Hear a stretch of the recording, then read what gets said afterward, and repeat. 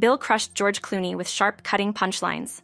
Clooney had created a mess by over-inserting himself into the political narrative before the 2024 U.S. election.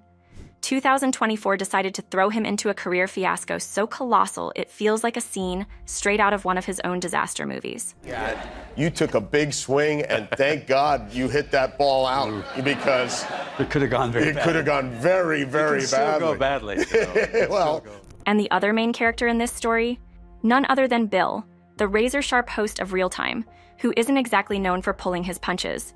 If you thought Hollywood drama couldn't get more entertaining, this one's a doozy.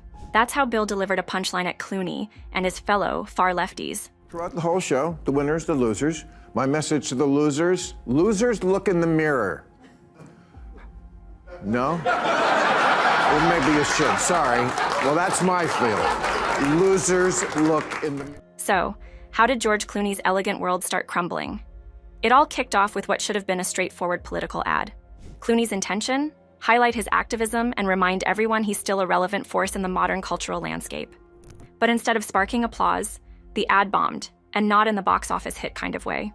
Critics and audiences alike torched it, accusing Clooney of being tone-deaf, out of touch, and worst of all, pandering. Here's a sharp jab on indirectly aiming at Clooney. I did it all. Right. And I feel like I did it before anybody. I was the one who said he was never going to leave when they were all laughing at me for that, and he didn't leave. And I've done. Let's break it down. Clooney plays the all-knowing dad, casually dropping lines like, "What happens in the booth stays in the booth," in a bid to encourage civic duty. The backlash wasn't subtle. People called it cringeworthy, manipulative, and devoid of any real connection with modern voters. The internet, predictably, had a field day, turning Clooney's earnest attempt into a meme-worthy moment of epic proportions. But Bill hilariously slammed such idiotic ideas. It's important for America to have a center-left party, and for that party to be competitive. And a good first step toward that goal would be to make the voters not want to punch you in the face. Now, Clooney's no stranger to criticism. He's weathered storms before, but the cultural tides have shifted. Hollywood's not as forgiving as it used to be, and with social media's wildfire tendencies, a reputation can burn faster than ever. Determined not to let one misstep define him, Clooney devised a grand plan to salvage his public image. This wasn't just a simple PR move. It was a high-stakes, all-or-nothing effort to rewrite the narrative. Clooney's team strategized that a guest appearance on Real Time with Bill could be the comeback moment he desperately needed. The logic seemed sound. Clooney would charm the audience, issue a heartfelt apology, and share some exclusive political insights, all while reminding people why he'd earned their admiration in the first place. And with some very recent ideologies here at home, is that they think you can change reality by screaming at it, that you can bend human nature by holding your breath. But that's the difference between reality and your mommy. But there was a problem. Bill, who is already a master of unfiltered commentary and refusal to pander, wasn't exactly thrilled by the idea of turning his platform into a celebrity rehab session. When Clooney's team pitched the idea to Bill's producers, the response was an unequivocal no. Bill reportedly dismissed the proposal outright, saying his show wasn't designed to serve as a haven for Hollywood stars trying to mend their public image. Still, Clooney's team wasn't ready to give up. They came back with a second pitch, promising an appearance packed with explosive revelations, direct responses to critics, and headlines that would dominate the media for weeks. But Bill didn't budge. He saw through the spectacle and was unimpressed by the promise of tabloid-worthy moments. Bill's concern wasn't just about ratings, it was about his show's integrity. To him, an interview with Clooney risked alienating his loyal audience, who tuned in for a sharp political discourse, not celebrity theatrics. Clooney's team tried one last time as if that weren't enough rejection. They proposed a live Q&A segment in which Clooney would face unscripted questions from the audience. The goal? To prove his sincerity and willingness to engage with critics. But Bill remained unmoved. The rejections were starting to pile up, and Clooney's desperation became more apparent with each one. Here's an aggressive response from Bill. You, with your aggressively anti-common sense agenda and shitty exclusionary attitude, blew it. You lost everything. House, Senate, White House, Supreme Court, and left us completely unprotected and ready to be violated. But interestingly, in a move that can only be described as a Hail Mary, Clooney himself stepped in. He personally reached out to Bill, suggesting an unscripted, candid conversation to set the record straight. If anyone could persuade Bill, surely it was Clooney, right? Wrong. Bill's response was as blunt as it gets. He reiterated that his show wasn't a platform for celebrity redemption arcs. Insiders even claim he told Clooney directly that his appearance would derail the very essence of the program. Imagine being George Clooney, a man used to doors opening with nothing more than a smile, and suddenly facing a very public, very definitive rejection. It wasn't just a professional setback, it was a personal blow.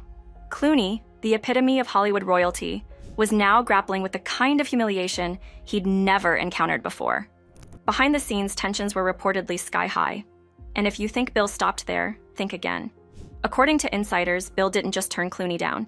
He started mocking him in private conversations, turning the saga into a running joke among his circles. As of now, I don't see it in the Democratic Party. I see them still digging the hole deeper. But we'll see. I think parties basically want to survive, as all organisms do.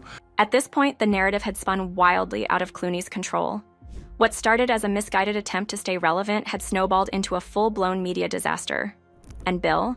He wasn't just a bystander. He was actively shaping the story, refusing to give Clooney a chance to explain himself that he so desperately wanted.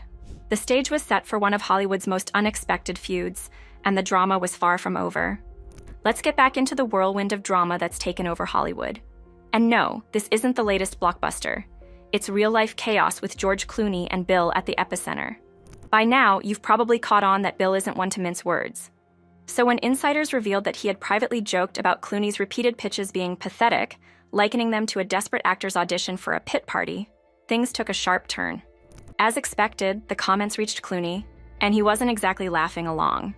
Livid doesn't even begin to describe it. But, you know, he has an amazing coalition. He kept the old crowd that likes him. He got a lot of new voters. He got a lot of people who say they just want to see what he'll do.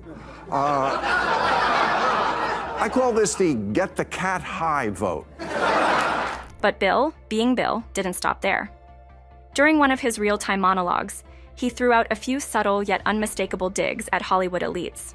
Though he never mentioned Clooney by name, the pointed comments about actors overestimating their political clout and confusing box office hits with public influence made it pretty clear who he was talking about. For anyone who'd been following this saga, the connection wasn't just implied, it was glaring. On Clooney's side, things were unraveling fast. His team scrambled to pivot, pitching him to other high-profile shows like The Howard Stern Show. But even Stern, known for his provocative style and fearless interviews, seemed hesitant. Sources hinted that Stern's team was wary of the baggage Clooney's tarnished public image might bring. That's a rough spot for someone who's been a Hollywood darling for decades. But Brad, Clooney is now complaining that Obama, who sort of manipulated him into doing the dirty work on his behalf, has now left him to take most of the blame for the election loss. Behind the scenes, Clooney's frustration hit a boiling point. Insiders described him as being in full-on meltdown mode, lashing out at critics and even venting about the broader Hollywood machine. For a man whose career has been defined by charm and charisma, this was a stark and dramatic shift. His trademark cool was nowhere to be found. Meanwhile, Bill continued to hold his ground, reinforcing his stance without naming names. For him, this was more than a clash of personalities. It was about preserving the integrity of his show. By refusing to host Clooney, Bill made it clear he wasn't interested in turning his platform into a stage to defend their bullshit. This feud isn't just another Hollywood squabble. It reflects something much bigger. The fallout between Clooney and Bill highlights a growing frustration with celebrities who wade into political waters without recognizing how out of touch they can appear. Audiences are tired of Hollywood stars assuming their opinions hold more weight than those of experts or everyday voters. Clooney's attempt to inspire, however well-intentioned, ultimately missed the mark, and according to Bill, it's a badly unrealistic approach. Democrats run for office as if the voters don't live here, as if they don't go to the grocery store and Starbucks and the office. Even as Clooney's team explored new strategies, his options seemed to dwindle. Major studios began distancing themselves, wary of the controversy. Left with few choices, Clooney shifted his focus to smaller, independent projects in hopes of rebuilding his reputation from the ground up. It's a stark contrast to his days as one of Hollywood's untouchables, where a single smile could secure a blockbuster deal. Now, the road to redemption looks steep and uncertain. I'm tired of the hate in this country. I'm tired of extremists just controlling the debate, even though they are not a majority of the country. I don't want to hate half the country, and I don't hate half the country. On the flip side, Bill's refusal to give Clooney the spotlight only strengthened his reputation. Audiences respected his decision to keep his show grounded, focusing on meaningful discourse rather than indulging in celebrity PR stunts. In a time when public trust in media and Hollywood is more polarized than ever, Bill's commitment to authenticity struck a chord.